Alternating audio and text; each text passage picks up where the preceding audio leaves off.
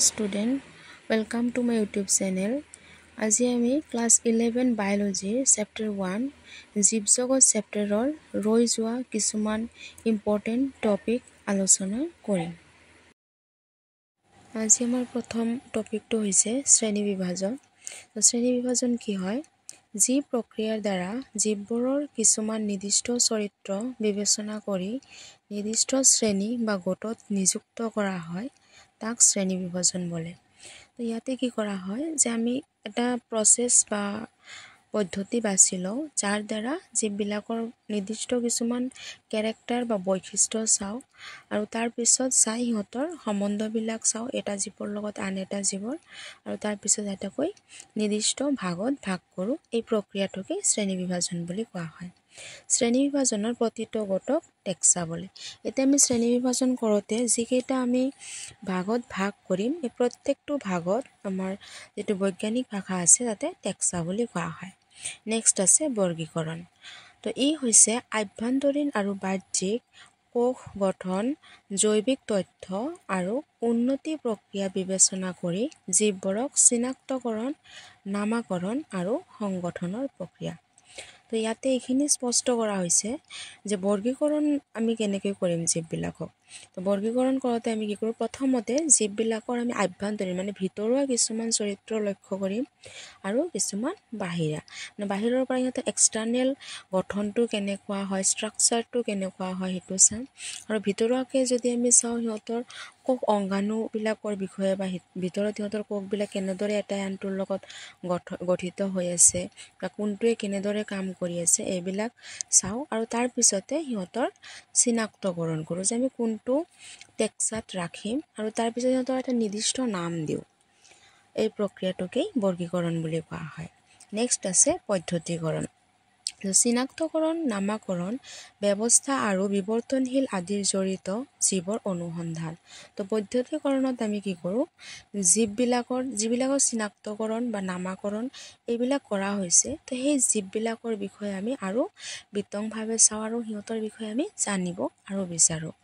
লিনিয়াছে নিজৰ প্ৰকাশৰ শিৰোনামা হিচাপে ছিষ্টেমা নেচাৰে ব্যৱহাৰ কৰিছিল আৰু আমাৰ কেৰলাছ লিনিয়াছ যিজন আছিলে যিজনে নেকি আমাৰ নামাকৰণ পদ্ধতিটো উলিয়াইছিলে তো তেখেতে এখন কিতাপত স্পষ্টীকৰণ কৰিছে। কিতাপখনৰ নাম হৈছে ছিষ্টেমা নেচাৰে আৰু তাতে তেখেতে চিনাক্তকৰণ বা নামাকৰণৰ বিষয়ে বিতংকে জনাইছে কেনেকৈ আমি জীৱবিলাকক বেলেগ বেলেগ পদ্ধতিত নামাকৰণ কৰোঁ বা চিনাক্তকৰণ কৰোঁ। নেক্সট আছে বৰ্গীকৰণ গোট। ইয়াত স্তৰভিত্তিক ব্যৱস্থা তথা স্তৰটোৰ আৰোহী ক্ৰমত চিত্ৰিত কৰা হৈছে। তো আমি বৰ্গীকৰণৰ গোটত কি কৰোঁ? জীৱবিলাকক এটা এটা স্তৰত ৰাখোঁ আৰু এইটো স্তৰত আমি আৰোহী স্তৰ মানে হৈছে আমি ওপৰলৈ বগাই যোৱাৰ নিচিনা এটা স্তৰ যে প্ৰথমত আমি কোনটো ৰাখিম তাৰ নেক্সটত কোনটো ৰাখিম এনেকৈ আমি বেলেগ বেলেগ ষ্টেপত জীৱবিলাকক বৰ্গীকৰণ কৰি এটা এটা গোটত বা ভাগত বিভক্ত কৰোঁ। তাৰে বিষয়ে কি কৰিছে তলত আমি কেনেকৈ সিহঁতক ভাগ কৰোঁ? তলত উল্লেখ কৰা 7টা বাধ্যতামূলক শ্ৰেণী। তো এইবিলাকক আমি 7টা ভাগত ভাগ কৰোঁ। মেইনলি জীৱৰ যেতিয়া আমি শ্ৰেণী বিভাজন কৰোঁ তো তাতে আমি 7টা ভাগত ভাগ কৰি লওঁ সিহঁতক যে কোনটো প্ৰজাতি হ'ব কেনেকৈ আমি গোত্ৰ গণ এইবিলাকৰ বিষয়ে আমি তাতে পাওঁ। এই ভাগকেইটাৰ বিষয়ে যদি আমি কওঁ প্ৰথমত আমি ৰাজ্য, তাৰপিছত আছে বিভাজন, তাৰপিছত শ্ৰেণী, নেক্সট আছে আমাৰ ক্ৰম বা বৰ্গ বুলিও কওঁ, তাৰপিছত আছে আমাৰ পৰিয়াল বা আমি গোত্ৰ বুলিও কওঁ আৰু লাষ্টত আহে আমাৰ প্ৰজাতিটো। প্ৰথমতে ৰাজ্য বা কিংডম কাক কয়? ইয়াত প্ৰাণীৰ বিভিন্ন প্ৰজাতি আৰু বিভিন্ন উদ্ভিদৰ বিভাজন অন্তৰ্ভুক্ত কৰা হয়। তো ৰাজ্যত আমি কি কৰোঁ? প্ৰথমতে প্ৰাণী বিভিন্ন যিবিলাক প্ৰাণী আছে বেলেগ বেলেগ প্ৰজাতিৰ প্ৰাণীবিলাক আৰু লগতে বিভিন্ন প্ৰকাৰৰ উদ্ভিদবিলাকক একত্ৰিতভাৱে লওঁ। নেক্সট আছে আমাৰ বিভাজন বা ডিভিজন বুলি কোৱা হয়। উদ্ভিদ আৰু জীৱ সম্বন্ধ বংশ হিচাপে বিভাজন হিচাপে আনুবংশিক শ্ৰেণীসমূহ অন্তৰ্ভুক্ত কৰা হয়। তো এই ক্ষেত্ৰত আমি কি কৰোঁ, প্ৰথমতে জীৱ নাইবা আন যিবিলাক উদ্ভিদ বা জীৱ জন্তু যিবিলাক আছে সিহঁতৰ বংশটো কেনেকুৱা, ক'ৰ পৰা আহিছে, সেই আনুবংশিক পদাৰ্থবিলাক আমি চাওঁ। আনুবংশিক ক'ব গ'লে আমি মেইনলি DNA বিলাককে বুজোঁ। তো সেইখিনি আমি একেলগে ৰাখোঁ। একে যদি আনুবংশিক পদাৰ্থ আছে তেতিয়াহ'লে আমি এটা বিভাজন বা এটা ডিভিজনত ৰাখোঁ। নেক্সট আছে শ্ৰেণী। এটা জীৱৰ আন এটা জীৱৰ লগত বহুতো ক্ৰম এটা শ্ৰেণীত অন্তৰ্ভুক্ত কৰা হয়। তো আমি এই ক্ষেত্ৰত কি কৰোঁ, এটা জীৱৰ যেতিয়া আমি বৈশিষ্ট্য চাওঁ তাৰ লগত যদি আন এটা জীৱৰ সম্বন্ধ থাকে বা মিলে চৰিত্ৰবিলাক, তেতিয়া আমি একেলগে সিহঁতক এটা শ্ৰেণীত ৰাখোঁ। নাইবা ইয়াত আমি ক'ব পাৰোঁ যে পৰস্পৰ সম্পৰ্কযুক্ত এক বা একাধিক বৰ্গৰ সমষ্টিক শ্ৰেণী বোলে। তাৰমানে হৈছে যে এটা নাইবা তাতকৈ বেছি বৰ্গৰ জীৱবিলাকৰ মাজত যদি সম্পৰ্কবিলাক মিলে তেতিয়াহ'লে আমি এটা শ্ৰেণীত ৰাখোঁ সিহঁতক। তাৰপিছত আছে আমাৰ বৰ্গ। এক বা একাধিক পাৰস্পৰিক সম্বন্ধযুক্ত গোত্ৰৰ সমষ্টিক বৰ্গ বোলে। তো ইয়াতে আমি কি কৰোঁ, যেতিয়া নেকি দেখা পাওঁ যে কেইটামান বেলেগ বেলেগ গোত্ৰৰ জীৱবিলাকৰ যিবিলাক চৰিত্ৰ আছে এটা আনটোৰ লগত সাদৃশ্য আছে, তেতিয়াহ'লে আমি সিহঁতক এটা বৰ্গত ৰাখোঁ। নেক্সট আছে গোত্ৰ বা পৰিয়াল, নাইবা আমি ইংলিছত ফেমিলি বুলি কওঁ। এক বা একাধিক গণৰ সমষ্টিক গোত্ৰ বোলে। তো এটা বা তাতকৈ অধিক গণ একেলগে হৈ পেলাই এটা গোত্ৰ বনোৱা হয়। তাৰমানে ইয়াতে কি কৰা হয় যে বিভিন্ন গণৰ মাজত যদি জীৱবিলাকৰ কিবা সম্পৰ্ক থাকে তেতিয়াহ'লে আমি এটা গোত্ৰত সিহঁতক ৰাখি থওঁ। নেক্সট আছে আমাৰ প্ৰজাতি। পাৰস্পৰিক সাদৃশ্যযুক্ত জীৱবোৰক প্ৰজাতি বোলে। তো যিবিলাক নেকি জীৱৰ মাজত এটাই আনটোৰ লগত সাদৃশ্য বা মিল থাকে সেইবিলাকক আমি প্ৰজাতি বুলি কওঁ। যেনেকুৱা আমি গৰুৰ ক্ষেত্ৰত চাওঁ যে বিভিন্ন প্ৰজাতিৰ গৰু থাকে। যেনেকুৱা আমি কওঁ থলুৱা এটা আছে, জাৰ্চি এটা আছে, সিহঁতক আমি একেলগে সমষ্টিগতভাৱে কি কওঁ, এটা প্ৰজাতি বুলি কওঁ, আৰু সেইটো হৈছে গৰু প্ৰজাতি। তেনেদৰে কোনো এটা প্ৰজাতিৰ অন্তৰ্গত জীৱবোৰ অন্য প্ৰজাতিৰ জীৱবোৰৰ পৰা এক বা একাধিক বৈশিষ্ট্যৰ ফালৰ পৰা পৃথক। তো আমি যদি প্ৰজাতি বুলি ক'লোঁ, এতিয়া অলপ আগতে মই তোমালোকক যিটো নেকি উদাহৰণ দিলোঁ গৰুৰ, তো তাতে যদি চাওঁ আমি একে নহয়, কিন্তু হয় গৰু প্ৰজাতি, কিন্তু দেখাত হওক সিহঁতৰ যদি বাহ্যিক ষ্ট্ৰাকচাৰটো চাওঁ, গঠনটো চাওঁ বা গাখীৰৰ কোৱালিটিটো চাওঁ, তেতিয়াহ'লে সিহঁতে বেলেগ বেলেগ ক্ষেত্ৰত আমি পাৰ্থক্য সিহঁতৰ মাজত দেখিবলৈ পাওঁ। এনেকুৱা নহয় যে সিহঁতৰ পাৰ্থক্যই অকল আছে, নহয়, সাদৃশ্য থাকে। এইকাৰণে আমি কি কৰোঁ, সিহঁতক এটা প্ৰজাতিত ৰাখোঁ, কিন্তু ভিন্ন ক্ষেত্ৰত সিহঁতৰ মাজত বৈসাদৃশ্যতাও দেখিবলৈ পোৱা যায়। শ্ৰেণী বিভাজনৰ অপৰিহাৰ্য একক প্ৰজাতি বুলিলে যিকোনো প্ৰাণী গোটৰ ব্যক্তিক বুজোৱা হয় যিবোৰ দৃঢ়ভাৱে সম্পৰ্কিত। যেতিয়াই আমি এটা প্ৰজাতি বুলি কওঁ তেতিয়া আমি এইখিনি বুজি ল'ব লাগিব যে সেই প্ৰজাতিটোৰ যিবিলাক জীৱ আহিব বিভিন্ন ধৰণৰ, সেইবিলাকৰ মাজত কি থাকে, এটা ভাল সম্পৰ্ক থাকে। এটা সাধাৰণ পূৰ্বপুৰুষৰ পৰা পোৱা যিয়ে অন্তঃপ্ৰজনন কৰি নিজেই সন্তান উৎপন্ন কৰিব পাৰে। তো এটা প্ৰজাতিৰ জীৱবোৰে কি কৰিব পাৰে, সিহঁতৰ এটা প্ৰজাতিৰ পৰাই যিহেতু বিলংছ কৰে, তো সিহঁতে কি কৰিব পাৰে, এটা আন এটাৰ লগত কি কৰে, প্ৰজনন প্ৰক্ৰিয়াটো কৰি নিজে এটা সন্তানৰ উৎপাদন বা উৎপন্ন কৰিব পাৰে।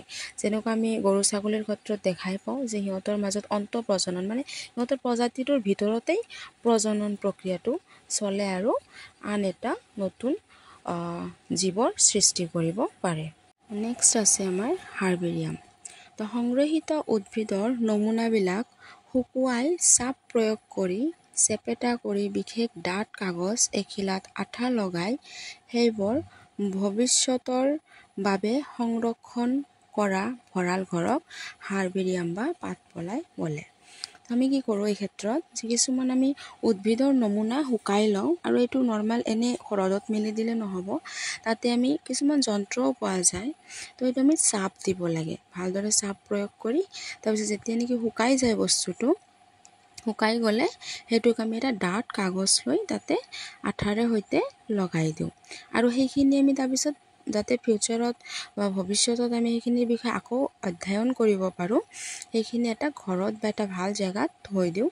এইখিনি তাক কি বুলি কোৱা হয়? হাৰ্বেৰিয়াম বা অসমীয়াত পাতপলাই বুলি কোৱা হয়। যিবোৰ কাগজত এই শুকান উদ্ভিদৰ নমুনাবোৰ আঠাৰ সহায়ত লগোৱা হয় তাক হাৰ্বেৰিয়াম চিড বোলে। যেতিয়া আমি উদ্ভিদৰ নমুনাবিলাক বা যি উদ্ভিদ আমি লৈছোঁ সেইখিনি ভালদৰে শুকাই যিটো কাগজত আমি লগাম সেই কাগজটোক হাৰ্বেৰিয়াম চিড বুলি কোৱা হয়। এই চিডবোৰ বৰ্গীকৰণ পদ্ধতি অনুসৰি সজোৱা থাকে।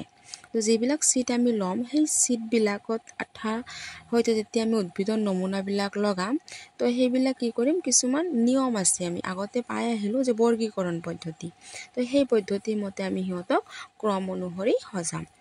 আৰু লগতে নমুনাৰ বিষয়ে এক বিশেষ বৰ্ণনা লিপিবদ্ধ, যেনে উদ্ভিদৰ নাম, বৈজ্ঞানিক নাম, তাৰিখ, সংগ্ৰহকাৰীৰ নাম আদি উল্লেখ কৰা থাকে। আৰু সেই কাগজখনত, ডাঠ কাগজখনৰ য'ত নেকি আমি উদ্ভিদৰ নমুনাটো লগাম তাতে আমি ছাইডত ধুনীয়াকৈ কিছুমান বস্তু উল্লেখ কৰিম। তাৰে ভিতৰত আমি লিখিব পাৰোঁ যে স্থানীয় নামটো কি সেইটো লিখিব পাৰোঁ, লগতে বৈজ্ঞানিক নাম কি, তাৰপিছত কোনটো তাৰিখত সংগ্ৰহ কৰা হৈছে সেইটো লিপিবদ্ধ কৰোঁ, আৰু কোনে কৰিছে সেইখিনি। তেতিয়াহ'লে আমাৰ সুবিধা হয় যে এই মানুহজনে বা এই ব্যক্তিজনে এই বস্তুটো কি কৰিছিল, আমাৰ সংগ্ৰহ কৰি থৈ গৈছে। হাৰ্বেৰিয়ামৰ সহায়ত জ্ঞান অৰ্জন কৰাৰ লগতে উদ্ভিদজোপাৰ বৈজ্ঞানিক নাম জানিব পাৰি। তো যেতিয়া আমি অলপ আগতে পালোঁ যে সেই হাৰ্বেৰিয়াম চিটত কি কৰা থাকে, উল্লেখ কৰা থাকে।